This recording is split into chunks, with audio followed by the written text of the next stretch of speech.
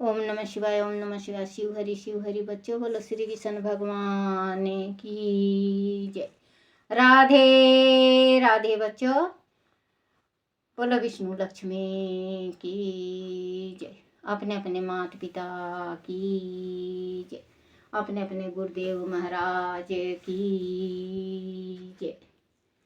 भागवत पुराण की जय। भागवत पुराण में छठा अध्याय इच्छुक वंश समाधान और सोभरी ऋषि का वर्णन।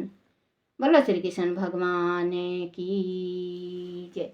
श्री सुखदेव जी ने कहा, परीक्षित राजा अम्बिसर्ग के 3 पुत्र थे, विरूप, केतुभान और शंभु। विरूप से विषद सौ हुआ और उससे रथितर हुआ। रथितर संतानहीन था। वंश परंपरा की रक्षा के लिए उसने अंगिरा ऋषि से प्रार्थना की। उन्होंने ब्रह्म तेज द्वारा उनकी पत्नी से कई पुत्र उत्पन्न किए। वह सभी अंगिरा से कहलाए। रथितर वंशियों में वह ही सर्वश्रेष्ठ पुरुष कहलाए। क्षत्रियों और ब्राह्मण दोनों ही गोत्रों से उनका संबंध था। परीक्षित, ऐसा कहा जाता है कि एक बार मनु जी की छींक से उसे एक संतान प्राप्त हुई। क्योंकि वह उनकी नासिका से निकली थी, इसलिए उसका नाम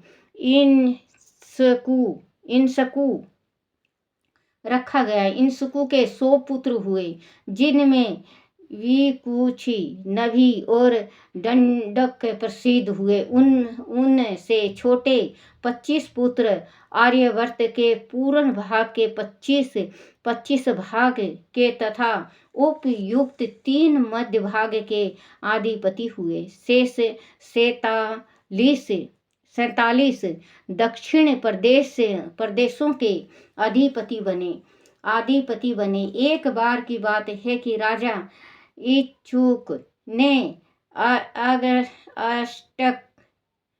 अष्टका श्राद्ध के समय अपने बड़े पुत्र विकुक्षी का श्राद्ध के योग पशुओं का मांस लाने के लिए कहा।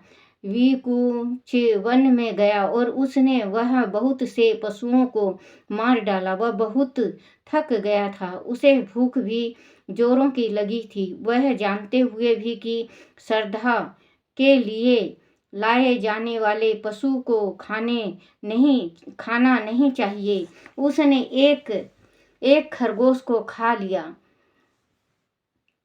बाकी बचा मांस लाकर उसने अपने पिता को दे दिया। इच्छुक ने जब अपने गुरु से श्राद्ध करने के लिए कहा तो उसने उस मांस को देखकर कहा कि यह तो दूषित है और श्राद्ध के योग नहीं है। परीक्षित, गुरु के कहने पर इच्छुक को अपने पुत्र की करतूत का पता चल गया। उसने क्रोध में भरकर अपने पुत्र को देश से निकाल दिया। इसके बाद इच्छुक ने अपने गुरु वशिष्ठ से आज्ञा पर चर्चा की और फिर योग समाधि के द्वारा प्रायश्चित करने के लिए अपने शरीर को त्याग दिया। पिता के स्वर्गवासी होने का समाचार सुनकर विकुक्षी वापस अपनी राजधानी लौट आया। उसने राजपद प्राप्त कर पृथ्वी का शासन किया। वह संसार में शासद के नाम से प्रसिद्ध हुआ। विकुक्षी के पुत्र का नाम पुरंजय था। उसे इंद्र वाह और कुकु तसोथ की कहते हैं। यह नाम उनके कर्मों के कारण पड़े थे। सतयुग के अंत में देवताओं और दानों का घोर संग्राम हुआ था। उसमें देवताओं की पराजय हुए। तब उन्होंने पुरंजय को अपनी सहायता के लिए बुलाया और उसे अपनी मित्र बना लिया। पुरंजय ने उनके साथ एक शर्त रख दी कि आदि इंद्र उसके वाहन बनने को तैयार इंद्र उनके वाहन बनने को तैयार हो तो वह उनकी ओर से युद्ध कर सकता है। पहले तो इंद्र ने मना कर दिया, परंतु देवताओं के आराध्य भगवान विश्वदेव के कहने पर वह तैयार हो गया। उसने एक शक्तिशाली बेल का रूप धारण कर लिया। भगवान विश्वदेव ने पूरंजय को अपनी शक्ति और अस्त्र शस्त्र से लेस कर दिया। वह बेल बने इंद्र के कंधे पर चढ़कर बैठ गया। युद्ध आरंभ हुआ।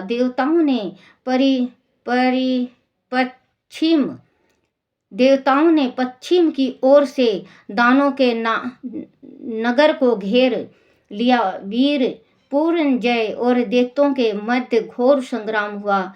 पूरंजय अपने सामने पड़ने वाले दैत्यों को अपने बाणों से बेंध कर यमलोक पहुंचा दिया। उसके प्रलयकारी बाणों के प्रभाव से दैत्यों की सेना छीन भिन्न हो गई। दैत्यों का सहसा जाता रहा। वह रणभूमि छोड़कर भाग गए और अपने अपने घरों में जा घुसे। पूरंजय ने उनका नगर, धन, ऐश्वर्य आदि जीत कर इंद्र को सौंप दिया। इसी कारण कि उसने पूर्व जीता था, उसे पूरंजय कहा गया। बेल के कंधे कमुद पर बैठने के कारण उसे कुकुत्स्था कहा जाता है और इंद्र को अपने वाहन बनाने के कारण इंद्रवाह कहा जाता है। पूरंजय के पुत्र का नाम अनेना था। उनके पुत्र का नाम पुथु था। पुथु का पुत्र हुआ विषवरंदी और उसका पुत्र हुआ चंद्र तथा चंद्र का पुत्र हुआ युनासो का पुत्र हुआ सबसत, जिसने सबसस्तीपुरी बसाई। सबसस्त का पुत्र हुआ बिहदसौ और उसका पुत्र हुआ कुलय वह बड़ा बलशाली और पराक्रमी था। उसने उत्तंक ऋषि को प्रसन्न करने के लिए अपने 21,000 पुत्र को साथ लेकर धुंध नामक दैत्य का वध किया था। इसी से इस धुंधुमार भी कहा जाने लगा। धुंधु दैत्य इतना भयानक था कि वह अपने मुख से आग उगला करता था।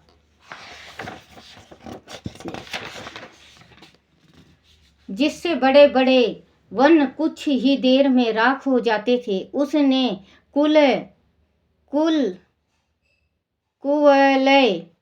कुवलयासौ के 21,000 पुत्र को आग से झुलसा दिया था, जो बाद में सभी मर गए थे। उनमें केवल 3 ही बचे थे। वह थे डूढसौ, कपिलसौ और भद्रसौ। डूढसौ से हर्षसौ का जन्म हुआ और उसका पुत्र निकुंभ नाम से जाना गया। निकुंभ का पुत्र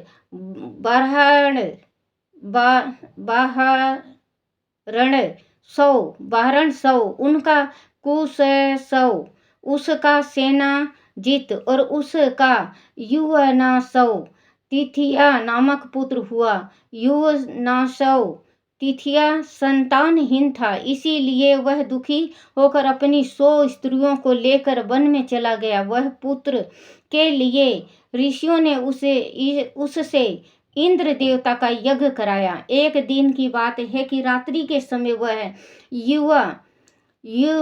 युवसौ को बड़ी प्यास लगी। वह यज्ञशाला में गया, लेकिन उसने ऋषि लोगों को सोते देखा। तब जल प्राप्त करने का कोई उपाय न देखकर उसे आमंत्रित जल ही पी लिया। प्रातः होने पर जब ऋषियों ने पुत्र उत्पन्न करने वाले जल से खाली हुए कलश को देखा तो वह चिंता में पड़ गए, वह जल किसने पिया होगा। बाद में जब उन्हें पता चला कि युवा नावश ने ही वह जल पी लिया है तो उन्होंने भगवान के चरणों में शीश नवाकर कहा, धन्य है, भगवान का बल ही वास्तव में बल है, वह जो चाहता है वही होता है। समय आने पर युवा सन की दाहिनी कोख में दर्द की लहर उठी और उसकी कोख फड़फड़ाकर एक बालक का जन्म हुआ।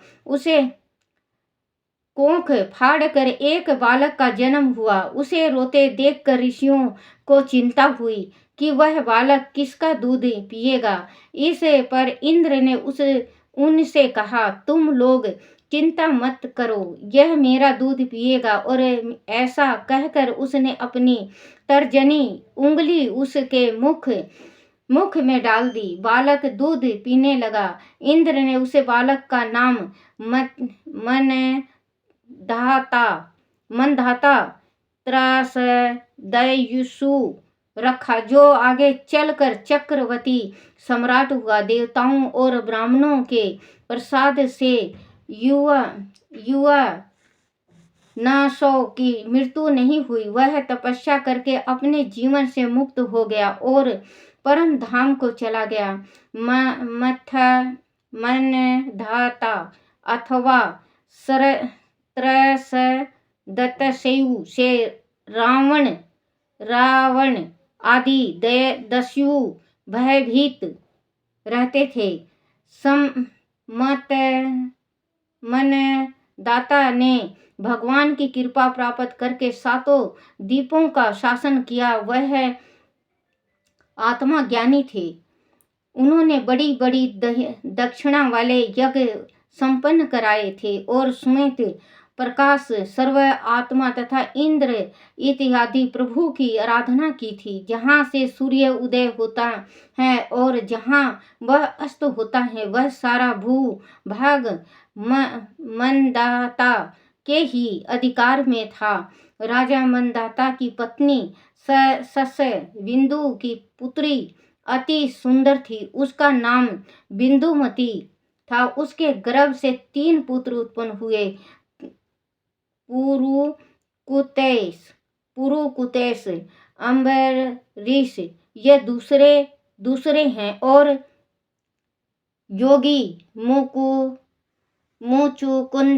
मुचुकुंद। उनकी 50 बहनें थी। उन 50 का विवाह अकेले शोभरी ऋषि से हुआ था। एक बार की बात है कि शोभरी ऋषि यमुना में स्नान कर रहे थे। स्नान के उपरांत वह यमुना के तल में बैठकर तपस्या करने लगे। उन्होंने एक मत्स्य राज को अपनी पत्नियों के साथ सुख से रहते देखा। उसे देखकर ब्राह्मण शोभरी के मन में भी विवाह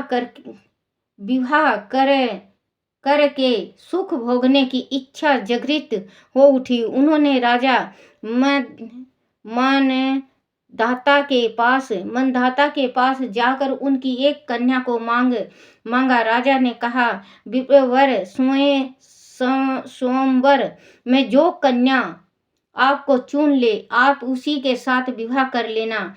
शोभरी ने सोचा कि अब मैं बूढ़ा हो गया हूँ, शरीर पर झुर्रियाँ पड़ गई हैं, इसलिए राजा ने मुझे टरकाने के लिए ऐसा कहा है। उसने सोचा है कि कोई मुझे पसंद नहीं करेगा। अच्छी बात है, मैं अब अपने को ऐसा बनाऊंगा कि राजकन्याओं तो क्या, देव कन्याएं भी मेरे लिए ललित हो जाएंगी। ऐसा सोचकर शोभरी ऋषि ने अपने योग बल से अपने शरीर को अति सुंदर, स्वस्थ और कांतिमय बना लिया। सोमवार में जब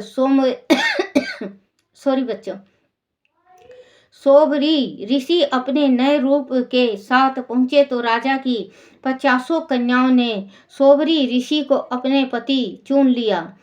उन्हें पाने के लिए वह परस्पर कलह करने लगी। तब सोबरी ने उन सभी को अपनी स्वामिनी राजा मनधाता सोबरी ऋषि की इस सुखी गृहस्थी को देखकर विस्मित रह सोबरी ने उन्हें सभी को अपनी पत्नी स्वीकार कर लिया। वह अपने आश्रम में उनके साथ विहार करने लगे। पृथ्वी के स्वामी राजा मनदाता सोबरी ऋषि की इस सुखी गृहस्थी को देखकर विस्मित रहने लगे। उनका यह अहंकार जाता रहा कि वह ही सर्व सोम संपत्ति के स्वामी हैं। एक दिन सोबरी ऋषि एकांत में एक ग्रसित बैठे थे। तभी उन्होंने सोचा कि जल में एक मत्स्य राज को विहार करते देखकर उन्होंने धीर काल से सचित अपने ब्रह्म तेज को नष्ट कर डाला। वह पतन नहीं है तो क्या है। मोक्ष की इच्छा रखने वाले व्यक्ति को भोगी प्राणियों का साथ कदापि नहीं करना चाहिए। उसे एकांत में एकाग्रचित्त होकर भगवान श्री हरि का स्मरण करना चाहिए।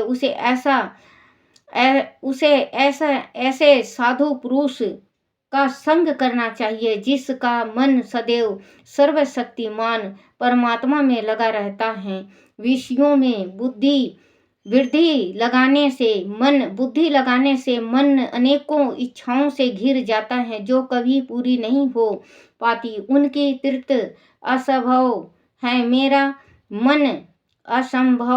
मेरा मन लोक परलोक की माया के वशीभूत होकर इस संसार चक्र में फंस गया है। इस प्रकार विचार करके सोबरी ऋषि काफी दिनों तक घर में ही रहे। फिर एक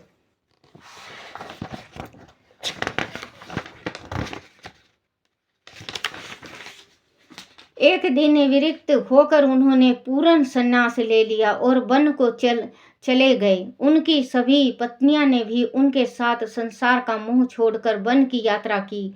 वन में जाकर सोबरी ऋषि ने घोर तपस्या की और स्वयं को समाधि में लीन करके अपने प्राण तत्व को परमात्मा में लीन कर दिया। परीक्षित, उनकी पत्नियों ने भी अपने पति के समान ही अपने प्राण तत्व को आध्यात्मिक अग्नि में लीन कर लिया। बोलो श्री कृष्ण भगवान की जय। बोलो शिव पार्वती की जय। श्री कृष्ण गोविंद हरे मुरारी, हे नाथ नारायण वासुदेवाय, हे नाथ नारायण वासुदेवाय, हे नाथ नारायण वासुदेवाय। श्री कृष्ण गोविंद हरे मुरारी, हे नाथ नारायण वासुदेवाय, हे नाथ नारायण वासुदेवाय, हे नाथ नारायण वासुदेवाय। बोलो श्री कृष्ण भगवान की जय। अपने अपने गुरुदेव महाराज की जय हो।